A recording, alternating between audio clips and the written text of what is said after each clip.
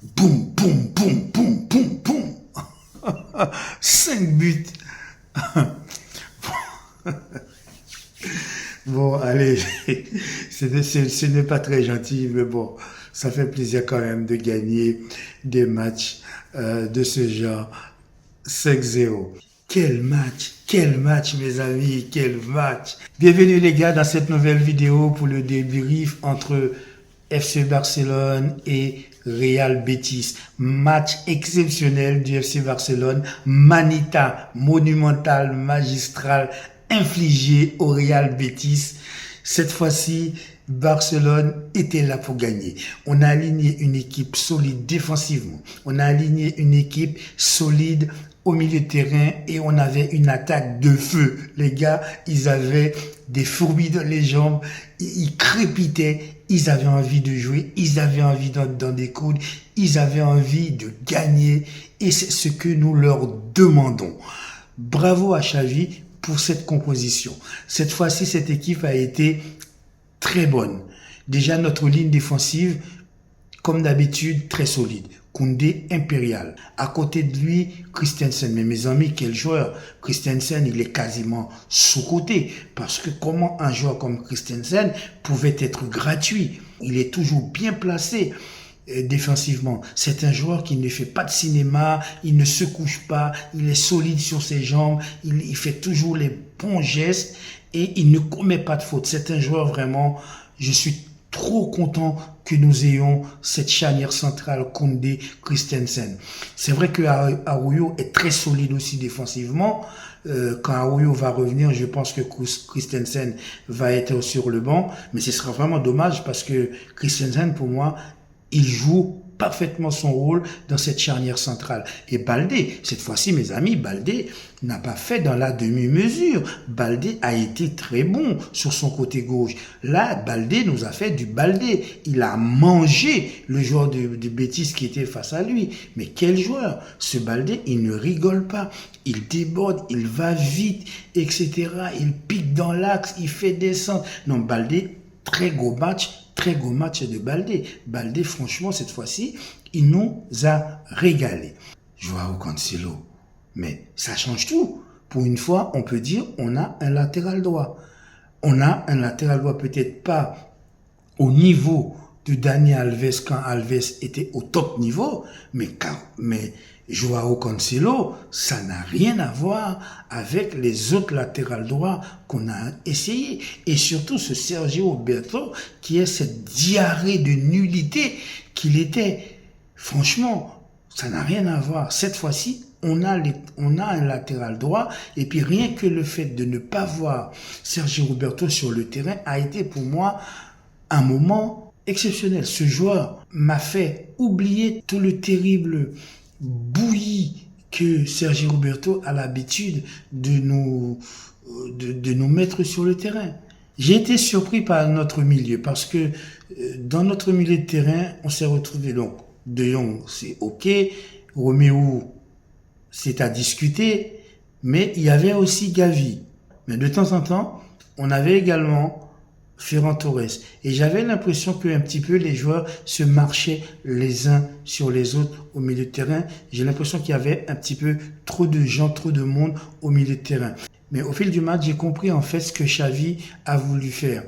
Xavi a voulu mettre Gavi en électron libre. Tantôt Gavi il était au milieu de terrain avec De Jong à l'endroit où d'après moi il est meilleur, c'est quand il est au milieu de terrain. Et puis tantôt, on le trouvait en attaque et à d'autres moments, on le trouve en repli défensif.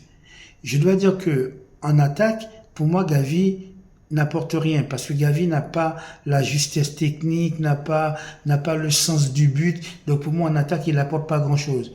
La seule chose qu'il apporte en attaque, il apporte le surnombre. Et il permet à Lewandowski aussi de souffler un petit peu. Gavi a joué un peu à la manière de Messi sans Messi.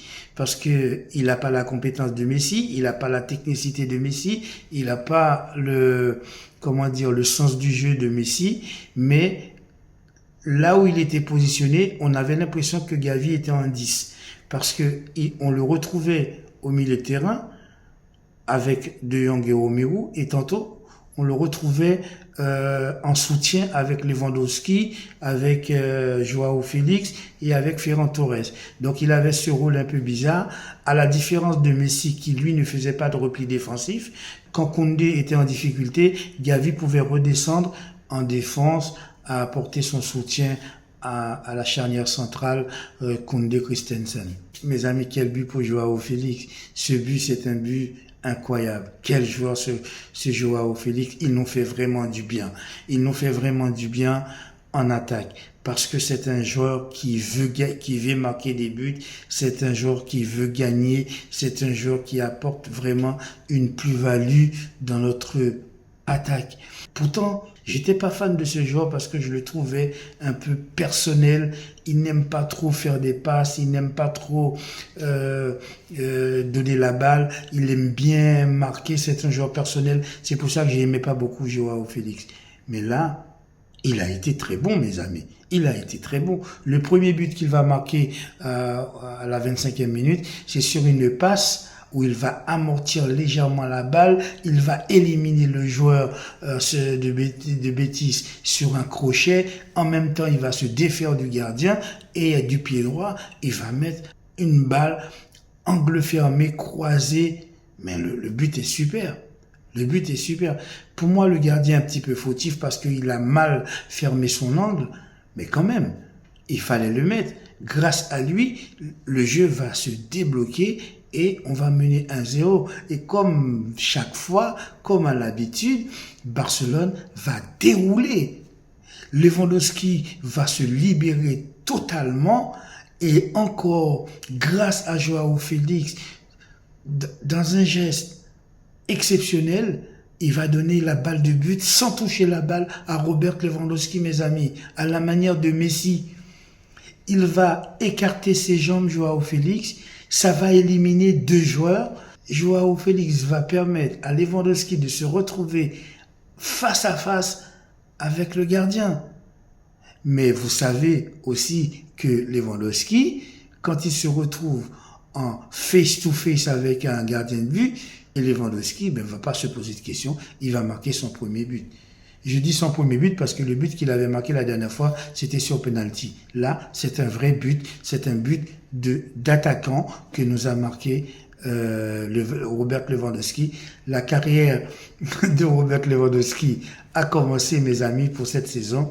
Je ne sais pas s'il va être pititi comme l'année dernière, mais ça y est, Lewandowski a décidé de marquer son but, mes amis. Donc pour moi, c'est une passe décisive de Joao Félix. Robert Lewandowski, donc à la 32e, on va mener 2-0. Je me suis dit, tiens, cette fois-ci, Barcelone n'est pas là pour rigoler. Je me suis dit, tiens, Barcelone est en mode tueur. Ferran Torres, sur son côté droit, il va faire ce qu'il veut. On sent que Ferran Torres n'est pas le Ferran Torres tocard qu'il était l'année dernière, à ne pas marquer de but, etc., à manger le banc.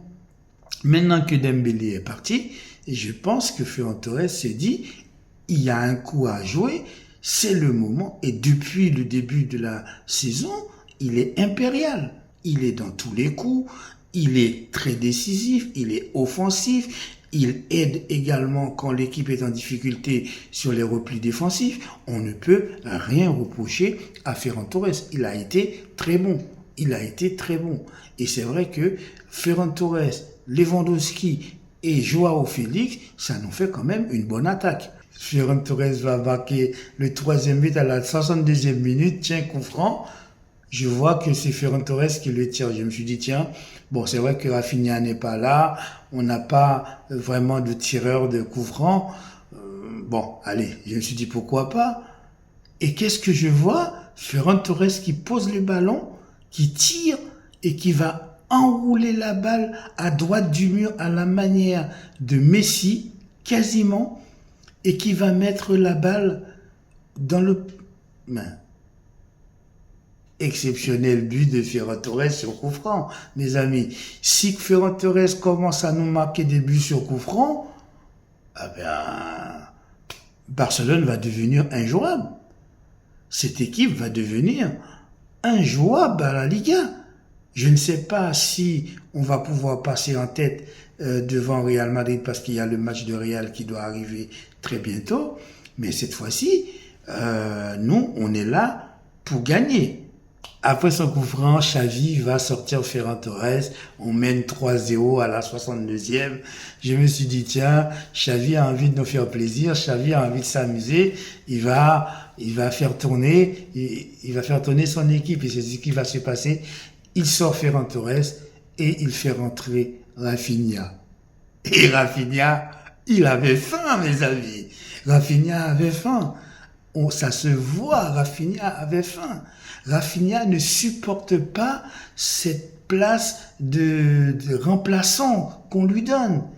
Donc du coup, il se dit, je ne vais pas me laisser bouffer par Ferran Torres, donc je vais aussi jouer au football. Seulement 4 minutes après la rentrée de Rafinha, Rafinha a marqué son but. On met 4-0. À la 66e, on met 4-0. Et là, je me dis, mon Dieu, est-ce que Xavi est en train de changer? Est-ce que Xavi a compris que Barcelone est une équipe qui doit attaquer? Barcelone n'est pas une équipe qui joue à la défensive. Barcelone, c'est une équipe qui a besoin de jouer au football vers l'avant. Et pour cela, il nous faut des attaquants. La rentrée de Lamine Yamal, pour moi, n'a pas apporté grand-chose. Je ne le trouve pas très percutant en ce moment. Je ne sais pas s'il est fatigué. Bon, il a joué avec l'équipe d'Espagne aussi. Il a peut-être besoin de repos. C'est un joueur jeune. Pour l'instant, bon, ces 2 derniers matchs n'ont pas été très concluants. Je pense que c'est un très bon choix de Xavi d'avoir laissé Lamine Yamal sur le banc. Il ne faut pas laisser trop de pression sur le dos de ce joueur, parce que sinon il va se griller. Mes amis, le 5e but que va marquer Barcelone va être un chef-d'œuvre. C'est un latéral droit, mais un latéral droit qui n'est pas que latéral droit. Il ne fait pas du Sergio Roberto où il reste comme un pantin sur sa ligne. Non, il n'hésite pas de monter. Il est à la fois latéral droit, à la fois piston droit et à la fois soutien. À un moment, il s'est retrouvé en milieu offensif. Vous vous rendez compte? Joao Cancelo s'est retrouvé au milieu de terrain à jouer, à apporter le surnombre alors que c'est un latéral droit. Le but qu'il va marquer, mes amis, le but qu'il va marquer, il va éliminer 2 joueurs pour marquer son but. Si on joue dans cet objectif, je pense que nous pouvons aller en quart de finale à la Ligue des Champions. Bravo à Barcelone, bravo aux joueurs pour cette manita exceptionnelle, 5-0 contre Real Betis.